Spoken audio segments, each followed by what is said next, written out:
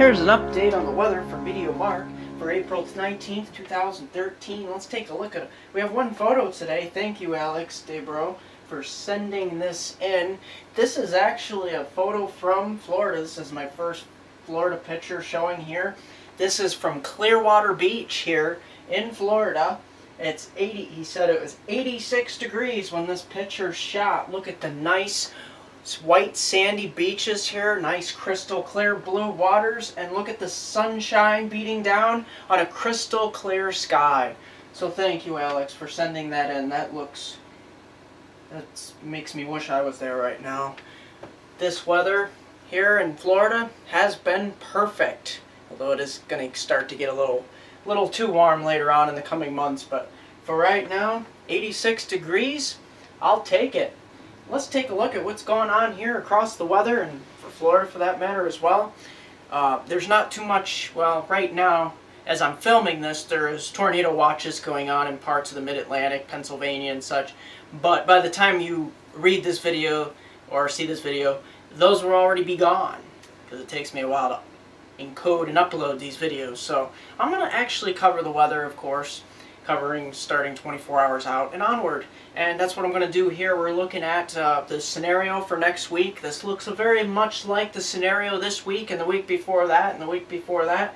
We have the jet stream digging here in the Rocky Mountains. That's going to energize the system. Now the system could head a little bit further east than what this system and the previous system, its predecessor, did, but it will nevertheless track up the Mississippi and Ohio River Valley on the west side, and this could actually produce snowfall, heavy snowfall on the backside in areas further south that didn't see snow the first and second time the past couple of weeks.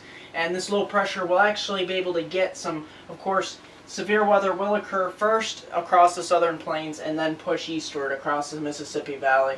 And this is the cold front position about later Wednesday, early Thursday next week, which will push up the Ohio Valley and could actually have a better chance of producing severe weather than the previous couple systems. And there'll be a lot of convective available potential energy available for this system, as well as higher moisture contents, as the temperatures will probably be a little bit warmer with this system on the front side of the system. On the back side of the system, they'll be marginally cool, but cool enough for some snowfall. And here across the Northeast and the Mid-Atlantic and New England, we will deal with another stationary front that wobbles back and forth. It seems that each system that comes up this far will either has a warm front or a stationary front. So we will deal with that as well. And severe weather will track its way across the east, southern states, and even Florida. I will go over temperatures pretty quickly here. And other than that, we have not much else going on in the world of weather at the moment.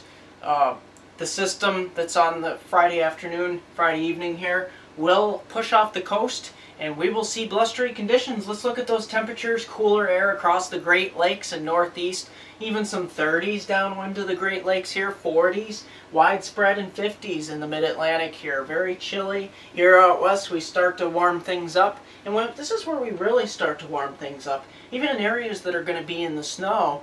Before it starts snowing here across parts of the Midwest, we could be seeing 60s for highs, even as far north as Chicago, Des Moines, all the way down to Kansas City. And these are the same areas later on next week, middle to latter portion of next week, could be dealing with some snowfall.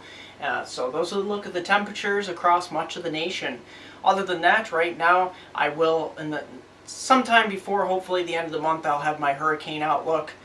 What I think is going to happen, as well as the outlook for the summer, whether it's going to be hot, who's going to see cool air, who's going to see heavy rain, who's going to see a drought. So I'll have all that preliminary data all in effect.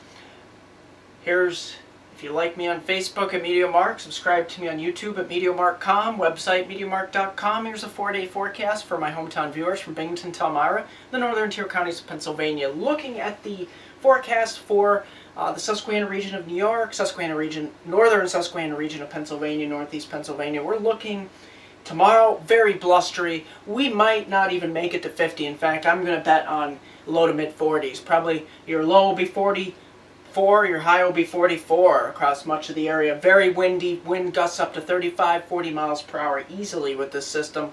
but crystal clear skies. Sunday we warm up a little bit, but I want to make note, Saturday night we could see frost and freeze across, so if you have anything growing, bring it inside or cover it up with burlap or whatever. For heading on into Sunday, we do get crystal clear sunshine, but once again bring those things that are growing inside or cover them up, because we'll be getting down into the 20s again as well on Sunday night. Monday we head on into crystal clear skies, Tuesday as well. Then we start to get up near 60 by Tuesday. So hopefully things will warm up, and finally overnight lows get up to around the mid-30s, which is still kind of cool, but we'll take it. That's going to do it for MeteoMark.